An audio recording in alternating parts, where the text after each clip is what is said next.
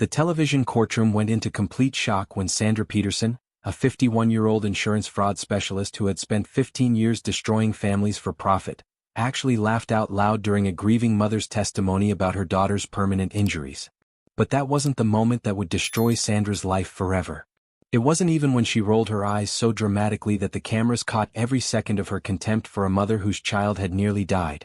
The moment that would cost Sandra Peterson everything: her six-figure career, her million-dollar home, her freedom, and every shred of dignity she had left, came when she leaned toward the microphone with a smirk that would be replayed 85 million times across every social media platform imaginable and said, "Oh please, everyone's family is traumatized these days. It's called being dramatic for a payout."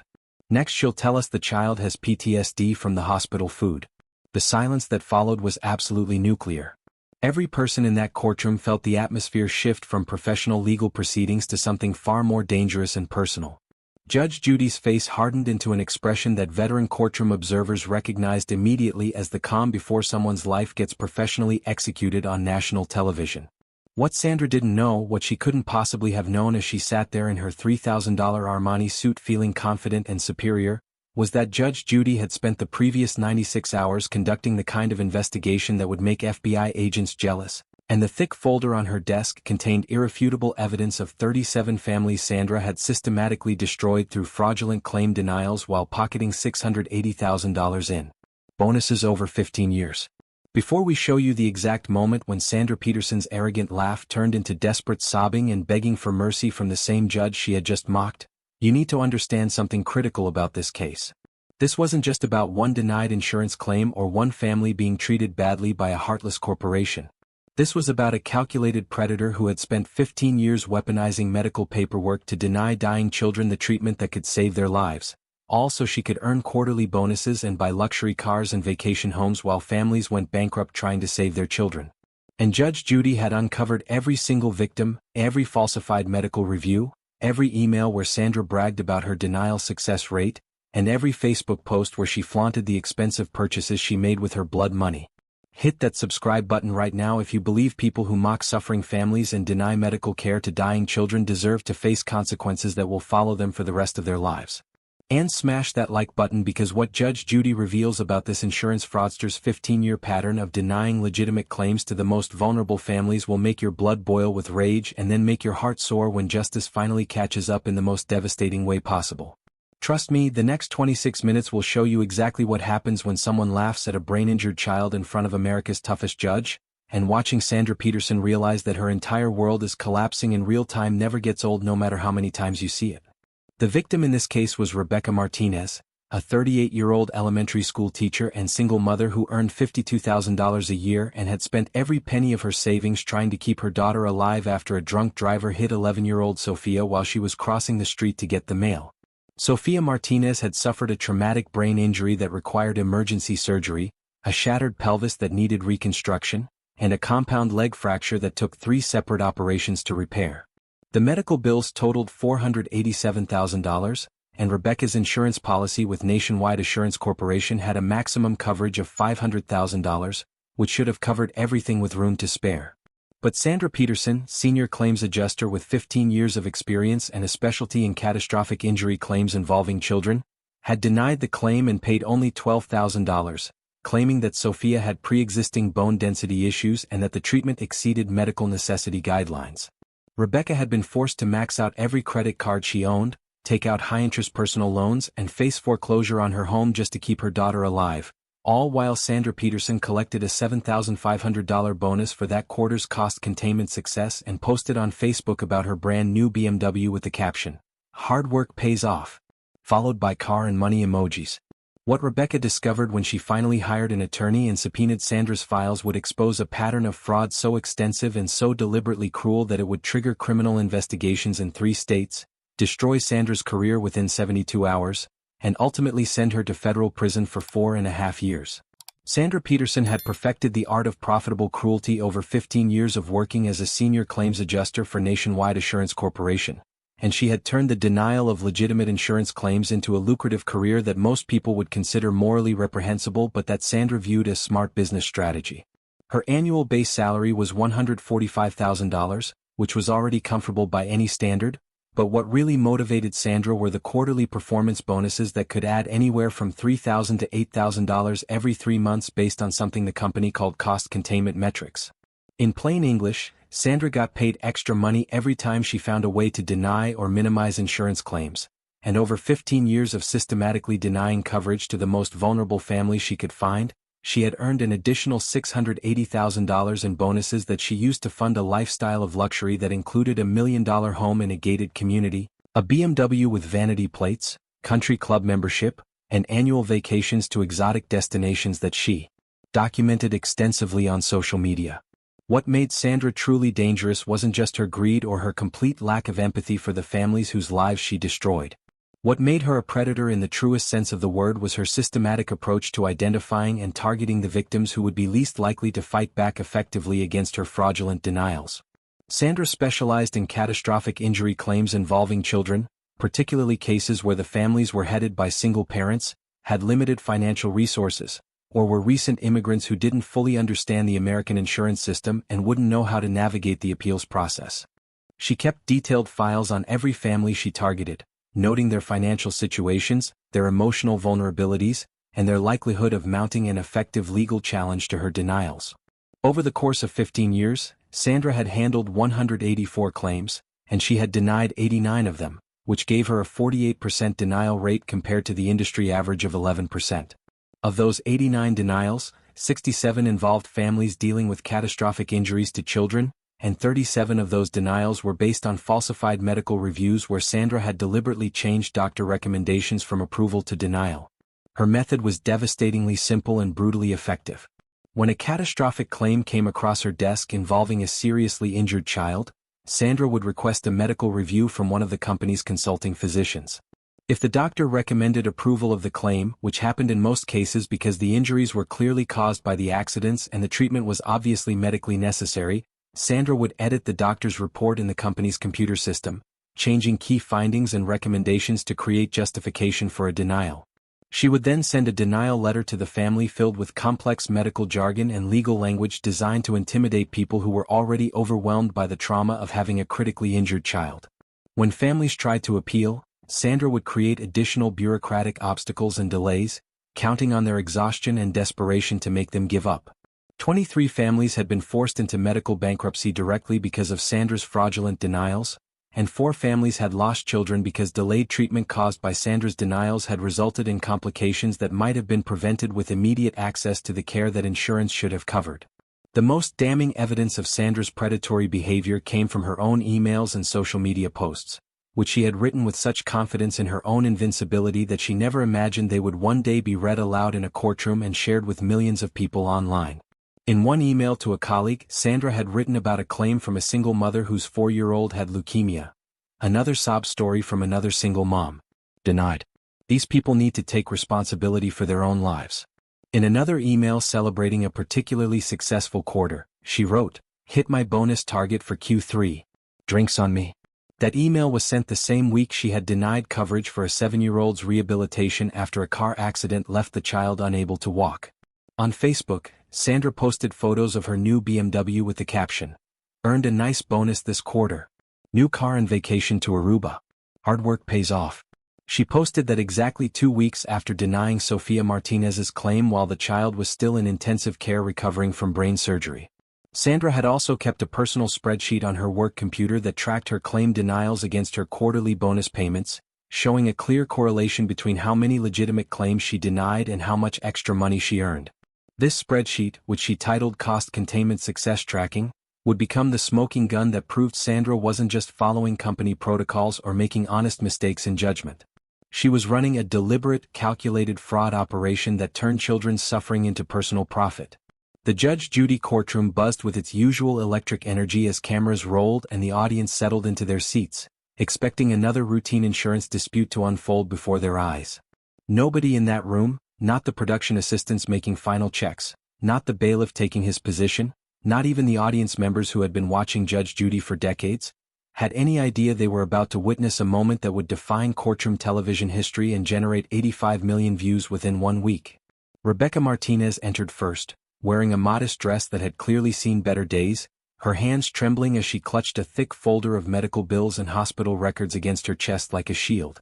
Behind her walked 12-year-old Sofia Martinez, moving slowly with a visible limp and leaning on a decorated cane that her grandmother had covered with colorful stickers to make it less medical and more personal.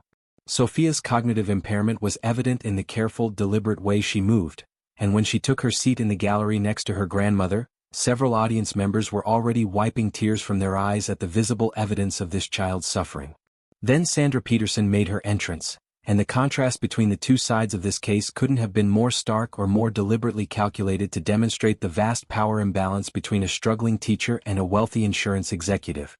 Sandra wore a designer Armani suit that probably cost more than Rebecca's monthly salary, and her Cartier watch caught the studio lights with every movement of her wrist. Her Louis Vuitton briefcase, worth $4,500, swung casually from her manicured hand, and her entire demeanor radiated the kind of confidence that comes from 15 years of winning every confrontation through superior resources and ruthless tactics. She didn't even glance at Rebecca or Sofia as she passed them, treating them with the same dismissive indifference she had shown throughout the entire claims process. And when she sat down at the defendant's table and began arranging her papers with casual efficiency, several audience members exchanged shocked looks at her complete lack of empathy or concern. Judge Judy opened the proceedings with her signature no-nonsense approach, her voice cutting through the courtroom air with surgical precision as she reviewed the basic facts of the case and established that Rebecca was suing Sandra Peterson personally for $180,000 in damages related to the fraudulent denial of her daughter's insurance claim. Rebecca's opening testimony was quiet, dignified, and absolutely heartbreaking in its emotional honesty. Her voice shook as she described the September night when the hospital called to say that Sofia might not make it through the night, and she broke down completely when she talked about watching her 11-year-old daughter fight for her life through 3 separate surgeries while simultaneously receiving a denial letter from Sandra's insurance company claiming that Sofia's injuries weren't fully covered. She presented the medical bills showing $487,000 in expenses with only $12,000 paid, and she explained how she had been forced to max out credit cards, take out high-interest loans and face foreclosure on her home just to keep her daughter alive. When she described how Sofia's rehabilitation had been delayed by 4 months because Rebecca couldn't afford to pay out of pocket, and how that delay had potentially contributed to the permanence of some of Sofia's disabilities, several audience members were openly crying. The most devastating moment of Rebecca's testimony came when she looked directly at Sandra and said, "My daughter asked me why the insurance company wouldn't help her, and I had no answer because medically it made no sense. Then I discovered that Miss Peterson had changed the doctor's recommendation to justify denying my daughter the care that could have saved her from permanent disability." Sandra's response to this emotional testimony revealed everything about who she was as a person and why she had been so successful at denying claims for 15 years without apparent conscience or remorse. She sighed audibly before beginning her defense, a dismissive sound that the microphones picked up and that immediately turned the audience against her even more than they already were. Her voice dripped with condescension as she explained to Judge Judy, as if speaking to a child who couldn't understand complex adult concepts, that this was simply a case of a claimant not understanding insurance policy limitations and that insurance wasn't designed to pay for everything just because something bad happened to someone.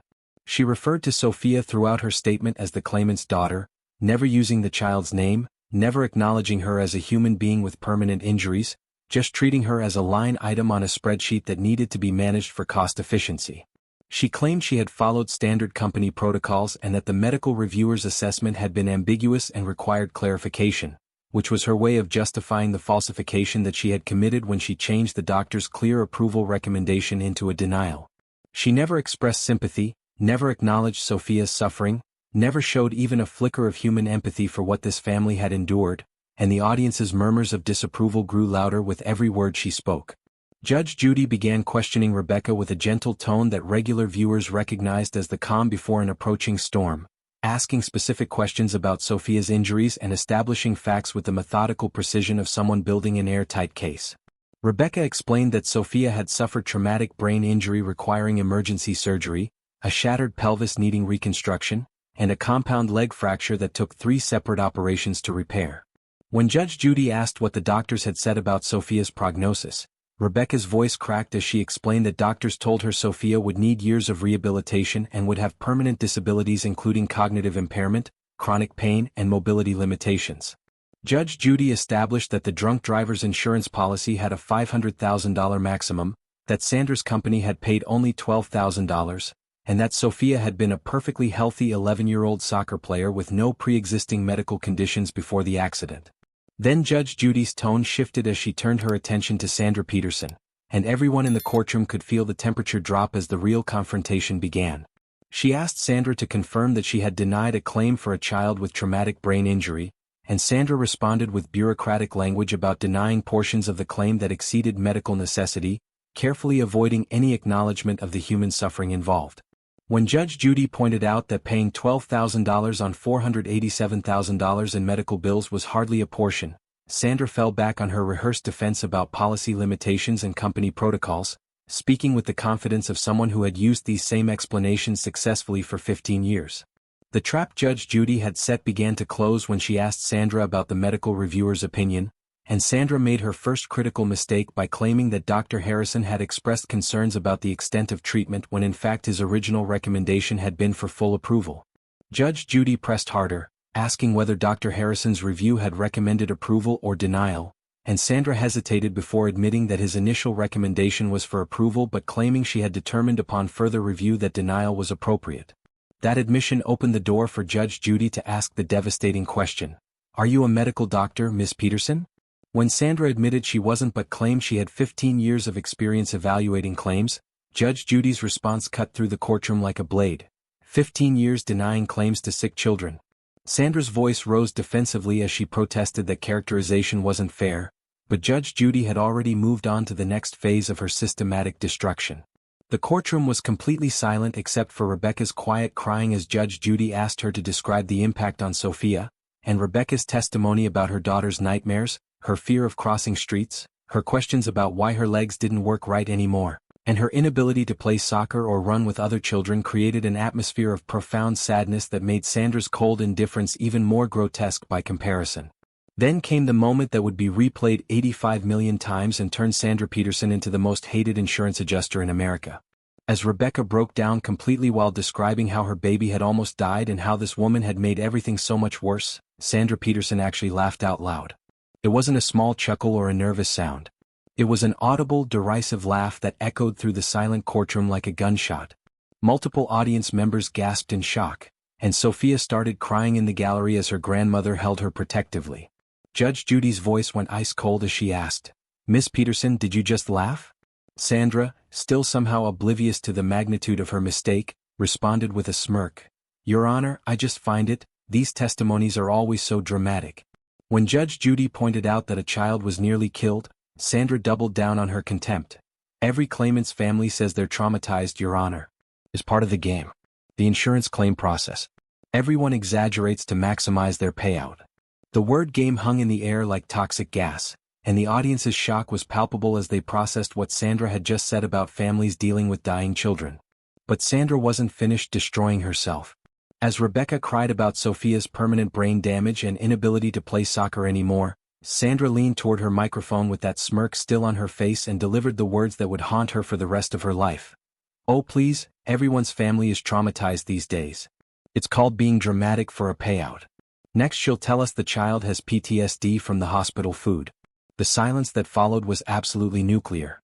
For 3 full seconds, nobody in that courtroom moved or breathed. Then Sophia's sobbing became audible from the gallery, several audience members stood up in shock, someone yelled, "Are you serious?" and the bailiff had to motion for order as the courtroom threatened to erupt into chaos. Judge Judy's voice dropped to a terrifyingly quiet tone that made the courtroom go silent immediately, and when she spoke, every word carried the weight of 35 years of judicial authority and absolute moral fury. "Miss Peterson, I want to make sure I heard you correctly. Did you just mock a 12-year-old child with permanent brain damage?" Sandra, still defensive and somehow not understanding the catastrophic mistake she had just made, tried to justify herself. "I'm just pointing out that these emotional appeals," but Judge Judy cut her off with 2 words delivered like a hammer blow, "Be quiet." When Sandra tried to protest that she had a right to defend herself, Judge Judy's voice rose to a level she rarely used. "I said be quiet." The courtroom went absolutely silent as Judge Judy reached for the thick folder that had been sitting on her desk throughout the entire proceeding, and regular viewers knew that this folder represented the beginning of someone's complete destruction. Judge Judy's tone shifted from fury to calculated precision as she began asking Sandra about her career, establishing that she had been a claims adjuster for 15 years and earned $145,000 annually plus performance bonuses. When Sandra hesitated to discuss her bonus structure, Judge Judy revealed that she knew Sandra had earned $680,000 in bonuses over 15 years based on claim denials, and the audience's murmurs grew louder as they realized this woman had been paid extra money to deny coverage to sick children. Then Judge Judy pulled out Dr. Harrison's original medical review and read it aloud, his clear recommendation for full approval of Sophia's claim up to the policy maximum, and compared it to the denial letter Sandra had sent to Rebecca claiming the doctor had noted pre-existing conditions and questioned medical necessity. The contrast was devastating and undeniable, and when Judge Judy asked directly whether Sandra had falsified the doctor's opinion, Sandra's stammering attempts to claim she had merely interpreted his findings fell apart under the weight of the evidence. But Judge Judy wasn't even close to finish destroying Sandra Peterson's life and career. She revealed that Sandra had falsified medical reviews for 36 other families over 5 years, that her denial rate was 48% compared to the industry average of 11%, and that 75% of her denials involved catastrophic injuries to children from vulnerable families. Then came the evidence that turned Sandra's face white with shock and fear. Judge Judy presented Sandra's own spreadsheet from her work computer, the one titled Cost Containment Success Tracking, which tracked claim denials against quarterly bonus payments and proved beyond any doubt that Sandra had been running a deliberate fraud operation. The courtroom erupted when Judge Judy revealed that Sandra had earned $7,500 in the quarter she denied Sophia's claim and had posted on Facebook about her new BMW 2 weeks later with the caption about hard work paying off. Judge Judy then began reading the names of Sandra's other victims, and with each family she named, with each child who had died or been permanently disabled because Sandra denied their claims to earn a bonus, Sandra physically shrank in her chair as the full horror of her actions was exposed to millions of viewers. The Chen family with a 4-year-old who had leukemia. The Rodriguez family with a 7-year-old hit by a car who never walked again. The Thompson family with a 9-year-old with a brain tumor who suffered permanent damage. Each name was another nail in Sandra's coffin, and Judge Judy's voice never wavered as she systematically destroyed any possibility that Sandra could claim she was just following protocols or making honest mistakes. Then Judge Judy read Sandra's emails aloud, and the courtroom heard in Sandra's own words her contempt for the families she had destroyed. Another sob story from another single mom. Denied. Hit my bonus target. Drinks on me. The Martinez claim is a slam dunk denial. Just watched a claimant cry in my office. Oscar-worthy performance. Still denied. With each email, the audience's gasps and angry murmurs grew louder, and Sandra sat frozen in her chair, unable to speak or defend herself as her own words condemned her more effectively than any prosecutor ever could. Judge Judy then shared a personal story about her own grandson who had been seriously injured in an accident at age 8, and how his insurance coverage had paid for everything and allowed him to recover fully and become a healthy college student, and her voice hardened as she said, "But without that coverage he might have ended up like Sophia Martinez, permanently disabled because someone decided a bonus was more important than a child's life." The moral condemnation that followed was devastating. You didn't just deny claims, Ms. Peterson. You stole childhoods. You bankrupted families. You caused suffering that will last lifetimes. And you did it for money. Judge Judy's ruling came down like a guillotine.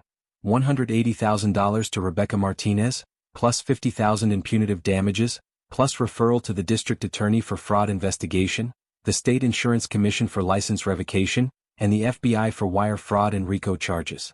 Sandra's sobbing protests that this would bankrupt her were met with Judge Judy's cold response. Good. Just like you bankrupted 23 families. Within 1 week, the clip had generated 85 million views, Sandra had been fired from her job, her professional license was revoked, criminal charges were filed in 3 states, and she would eventually serve 4.5 years in federal prison while losing everything she owned. Rebecca and Sophia received not only the judgment but an additional $320,000 from Nationwide Assurance and $220,000 from a GoFundMe campaign, allowing Sophia to get the best rehabilitation care available while Rebecca became a patient advocate helping other families fight wrongful insurance denials. Sandra Peterson's laugh at a suffering child's expense cost her absolutely everything, and Judge Judy made sure the entire world watched it happen.